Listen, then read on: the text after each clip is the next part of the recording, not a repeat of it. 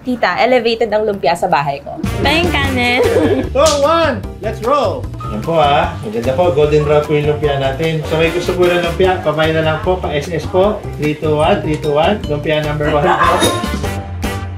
All you need sa isang masarap na buhay is good food and good vibes. Ako po si Chef Wado at muli kami nagsama ni Masarap Ba para sa isang panalong cooking and eating. Naku mga kabarkada, sobrang special ng episode natin ngayon dahil isang panalong pang-piyestang handa ang gagawin natin. Siyempre sa tulong yan ni Clara ulit. Kaya muli, ito po ang nagbabalik na cooking trilogy na tatawagin natin The Clara Ole Crab Sauce Cooking Show.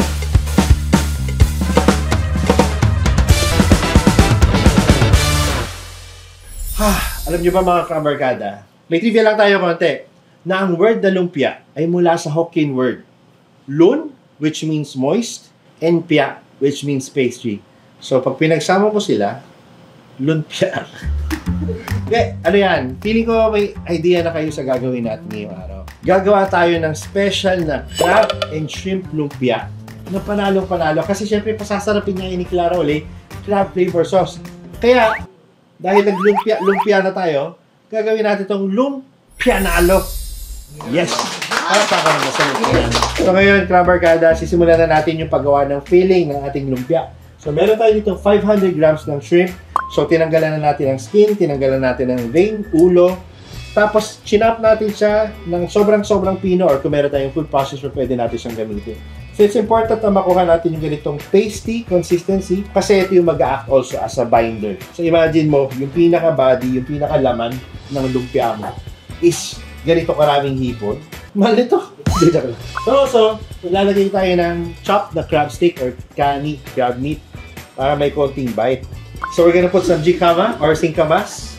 Normally, ako nung bata ako, ginagamit namin ito as an extender. So yung papakapal na lumpia, kunyari low budget ka lang. Pero na-realize ko yung growing up, yung singkamas adds texture. So meron kang konti, may bite ka na nakukuha doon sa loob. So maglalagay na tayo ng konting coriander. Sama na natin yung stem tsaka yung dahon. And syempre, lagdag tayo ng konting sugar para naman may konting sweetness. So, konting salt, lagay tayo ng konting pepper. Maglalagay din tayo ng konting ginger. So, gusto natin na medyo Asian yung profile. Very Chinese. So, lahat ng pwedeng Chinese ingredients na lagay natin. So, konting sesame oil para merong aroma. Ako, every time I cook Chinese dishes, lagi ako naglalagay ng sesame oil. Then, konting soy sauce. Then, imimix lang natin siya together. Everything. All at once. So, yan na. Let's eat. Kinain. Okay. So, ganyan lang siya. Tapos, test natin kung sticky na siya. Oh. Kaya din yan.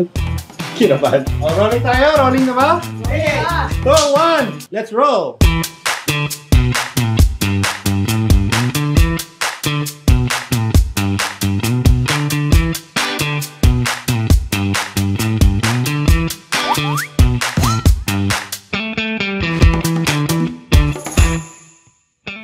Two, 23. Okay. So ngayon na nabalat na natin yung lumpia.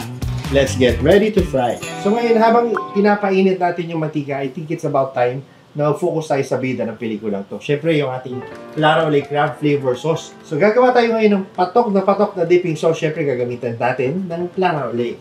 So meron lang tayong base na mayonnaise.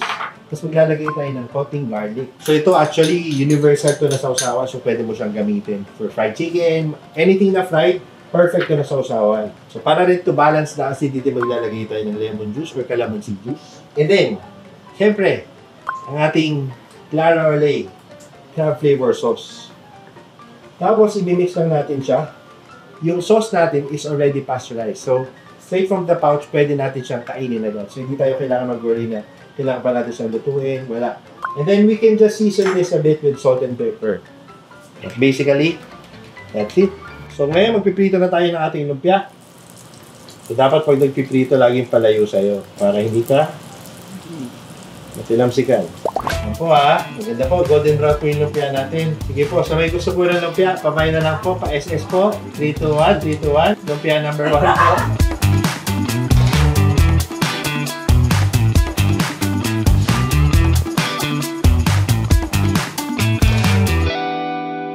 So, mga kabarkada, ating lumpia nalo. Pero sa tingin niyo ba, lumpia nalo talaga to?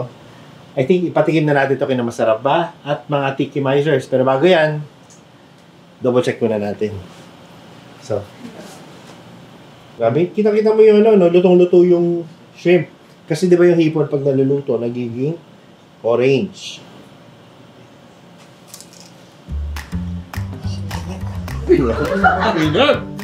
Maluto yung singkamas, tsaka it's very flavorful. Nangingibabaw yung lasa ng sesame oil. Tapos, yung dipping sauce. Ni-imagine ko, sinasawsawan doon ng fishball, kikiam, mga kwek-kwek. Pwede siyang, para siyang universal dip. Sarap. Para sa akin, panalo itong lumpia nalo na to. But, kailangan muna natin ipatikimize. Masarap ba? At sa mga tikimizers. So, let's meet them. Sabihin na natin ang crab sauce. Cheers! Crispy yung wrapper. Tapos very warm yung nasa loob. Tapos, ang lambot nung filling. Yes, Lambot ng and then filling. may texture talaga yung lumpia niya. Kahit crab na malambot. Hindi siya typical na lumpia ng Shanghai. Hindi siya dry. Yun Hindi siya yung dry? gusto ko. Seafood yung taste nang hindi siya overpowering. Ang sarap itong dip, ha? Masarap siyang dip. Kahit cheese stick Cheese ka, ganun sticks. ito yun. Chips. Cheese, yes. Perfect. So, ang nagustuhan ko sa kanya is crispy siya pero hindi siya dry. Perfect balance siya dun sa sauce kasi namalasa, very seafood, nalala aming seafood. Tapos gusto ko na malambot pa rin yung loob. Kaya para sa akin, crab-tastic sa sarap. Ako naman, may bago na akong dadalhin sa handaan. Kasi hindi ka talaga mapapahiya. So, para sa akin, sobrang sarap niya. I think, agree ako sa'yo. Ito yung lumpia na kapag dinala mo sa kahit anong handaan, hindi ka mapapahiya. Yes, Super. madam. And it's the kind of lumpia and sauce na kailangan nyo talagang matry.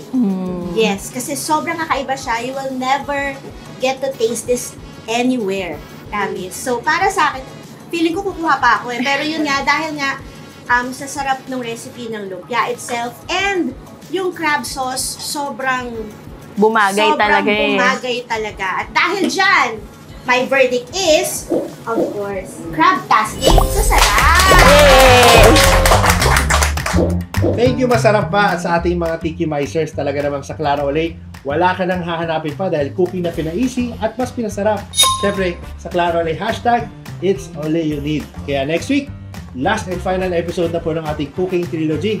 At ang promise namin, we will rise to the occasion. Woo! Isang special fried rice recipe ang ile-level up natin. Siyempre, tutulungan tayo ni Clara Olay crab sauce. Kaya naman, Crab Barkada, ikaw, wag na wag ka nang titingin sa iba dahil with Clara Olay, it's hashtag Olay you need. Muli po, makita-kita tayo next week. Ako si Chef Wado, kasama si Masarap Ba at ating tikimizers. Ito ang The Clara Olay Crab Sauce Cooking Show.